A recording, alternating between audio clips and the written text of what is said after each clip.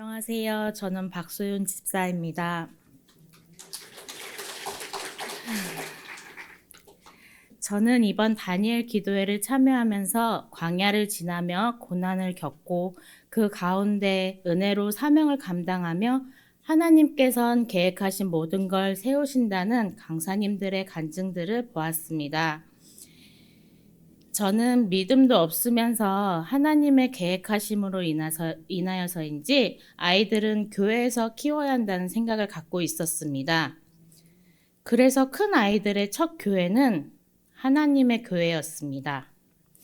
이제 걸음마를 겨우 하는 쌍둥이들을 데리고 멀리 다니기도 어려웠고 믿음도 없으니 그냥 막연하게 교회면 된다고 생각해서 집에서도 가깝고 자주 집에 전도하러 오시는 분을 따라가게 되었습니다.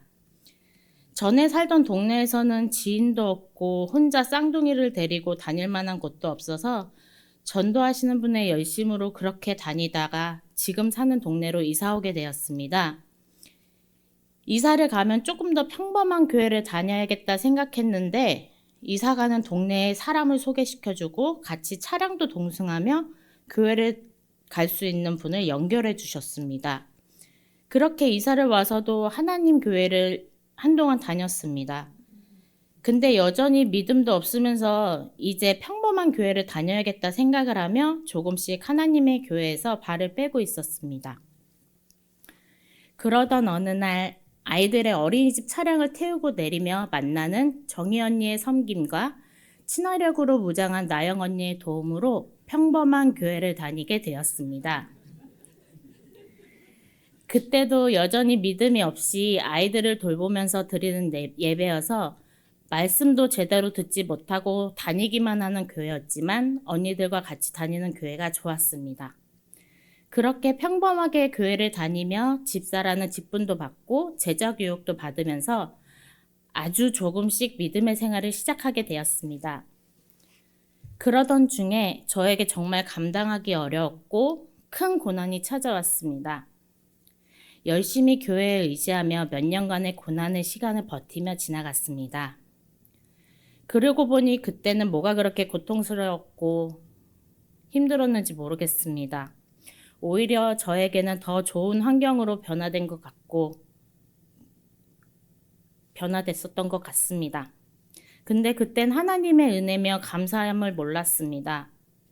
그렇게 고난의 시간이 지나가고 열심히 교회를 다니며 또 새로운 가정을 만들어가고 있는데 코로나가 시작되었습니다. 코로나라는 핑계로 그렇게 의지했던 교회를 떠나 세상의 삶에 빠져 살았습니다. 다행히도 정희 언니의 도움으로 아이들은 여전히 열심히 교회를 다녔고 아이들과 정희 언니의 도움으로 행복축제 때 나영 언니와 함께 더 세우는 교회에 처음 발을 들이게 되었습니다.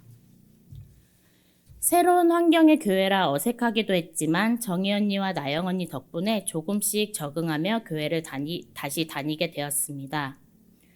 작년 예수님의 사람 제자훈련을 통해 크고 작은 고난 뒤 하나님의 은혜를 경험하였고 지키리라고 생각도 못했던 금요 예배에 찬양팀에 서게 되면서 제자훈련 이후로는 금요 예배에 빠진 적이 없습니다. 지금 생각해보면 하나님께서는 저희 가정에 대한 계획을 이루기 위해 계속 저를 단련시키고 가르치고 계신 것 같습니다. 제가 교회를 다닌 지가 몇 년인데 한 번도 해보지 못한 성경일독과 1년을 금요 예배 기도회를 다녔는데 3분도 넘기기 힘들었던 기도 시간을 하나님께서는 바꾸고 계셨습니다. 무엇부터 어떻게 해야 할지 모르던 제가 조금 더 하나님 말씀을 알고 기도하며 배우고 깨닫게 하기 위해 처음으로 느지막이 성경 일독을 시작하여 완성해 나가는 마음을 주셨고 이번 다니엘 기도회를 완주하며 기도 시간이 조금씩 늘어갔으며 두 번째 제자훈련을 통해 조금 더 배우고 크고 작은 고난이 있어도 하나님을 의지하는 훈련을 받고 있는 것 같습니다. 다니엘 기도회 간증자분들처럼 대단한 간증은 아니지만 저도 다니엘 기도회 간증자들처럼 하나님께 영광 올리는 간증자로 거듭나게 바라며 기도합니다. 저희 가정에 하나님께서는 모든 걸 계획하시고 이루고 계심을 믿습니다. 감사합니다.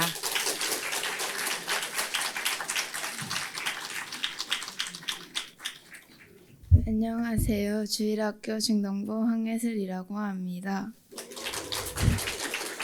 한 가지 생각나는 이야기를 말씀드리자면 저는 다니엘 기도회에서 마지막으로 간증하신 수영선수 김세진 강사님 이야기가 가장 마음에 남습니다.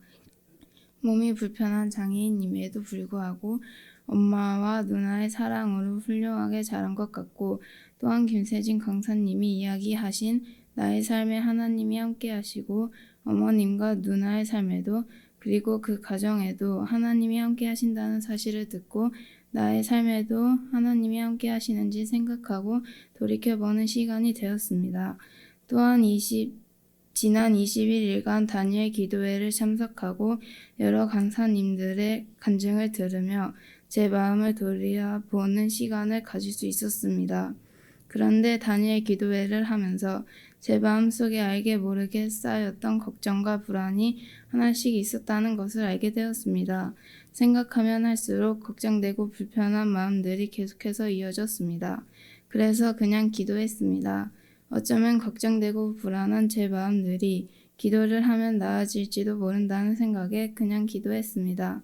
그리고 신기하게도 기도를 하면 할수록 제 마음에 쌓였던 걱정과 불안이 줄어든다는 것을 깨닫게 되었습니다. 하나님께서 제 마음을 붙잡아 주셔서 제 마음 안에 있는 걱정과 불안 같은 안 좋은 마음들이 사라지고 하나님만 더욱더 찬양하고 기도할 수 있게 되었습니다.